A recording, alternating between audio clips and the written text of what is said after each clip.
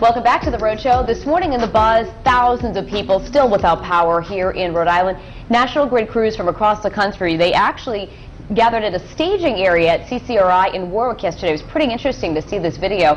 And then after they staged, they were of course heading out to local neighborhoods to repair damaged and down power lines, which seem like they're everywhere. And despite the extra hands, there were still a lot of people without power, and they're having a tough time adjusting.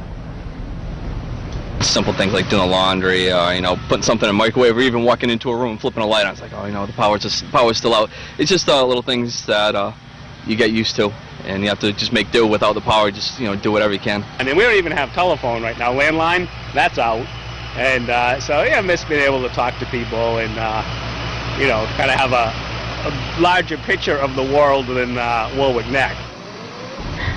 Yeah. People are powerless. That's right, powerless. Warwick, not the only community without power. Thousands of Rhode Islanders still doing without today, including our own Michelle Muscatello, who is now going into day 4 without power. 2 children. Yeah. One hasn't been feeling too good. Right. You got quite the situation. I mentioned that I could really use a washer and dryer. I offered. I said you could come over and wash it. You don't want this laundry done in your house with what my little guy is facing right now, but yeah, I do. It was interesting when they were talking about, like, I don't know what's going on in the rest of the world. I come home every day from work and my neighbors like surround me. They're like, what's going on? What's the latest? Is there any news? And I'd say overall it's been, like, for us, a really neighborly experience. So everybody's just been out and sharing supplies. Yeah, we just moved into the neighborhood in December and have had a great experience there. But people just really helping each other out after the storm, and have continued to do so in the days following. I mean, there's things I miss, but I feel like I'm pretty lucky overall.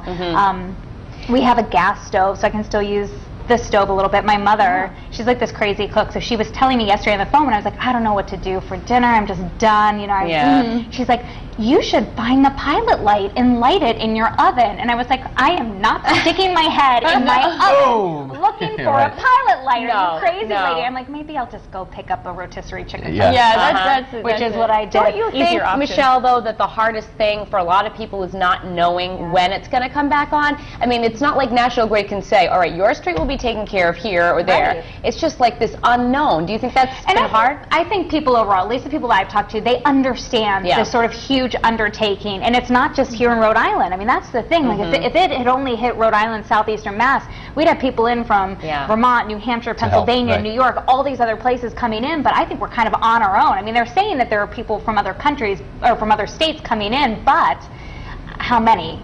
And the other states too, like Connecticut, Vermont, New Hampshire. National Grid, they need help. And they need help too. It's maybe even more. Fortunately, we have lost power in the past. I mean, it's not like it's never happened to us. Right. It's a long time. And it's tough. I mean, how did you get around? How are you doing it? The lack of power. Like, what do you do to occupy the kids and things like that? My 2 boys are not big TV watchers. My older one, Charlie, does like to watch this 10-minute nursery rhyme at the end of the night. So every night he's like, I want to watch my program. And every night we say, Charlie, there's no TV, there's no electricity. And I think he really thinks that we're just trying to pull one over on him. He's like, whatever, I totally can see through you guys. Let's just turn on the TV and let me watch my program. I've been such a good boy. Why are you punishing me? But you know what? Overall, we're doing fine. And I cleaned out the refrigerator. I said my mother-in-law would be so proud, and my mother would be horrified at how empty the shelves are. Well, it's tough because you deal with losing so much. I'm wondering what people are missing that don't have power. So I bet a lot of people are blogging about that online today. Courtney, anyone saying anything interesting? Oh, tons of stuff. And they're actually talking about the little things like coffee, just even having a coffee maker, plugged in the kitchen rather than all the appliances. A lot of people are missing that. So we'll share some of the different aspects from this power loss here. And we'll start on the live blog. Ted says he missed computers, TVs, and all that stuff are hard to go without, but he said a fridge is brutal to lose. He said then tons of money and food, might go bad, and then he said it's a full-on scramble to actually buy ice if there's any available. Talking Doll said, I think doing without even small appliances is tough, not being able to heat up something in the microwave or toast something. He said no fridge or stove is very difficult. So here's the poll. We're asking all of you, what is the hardest thing to go without? A, TV, computer, phone. B, appliances, or C, the lights, just being able to see when it's nighttime.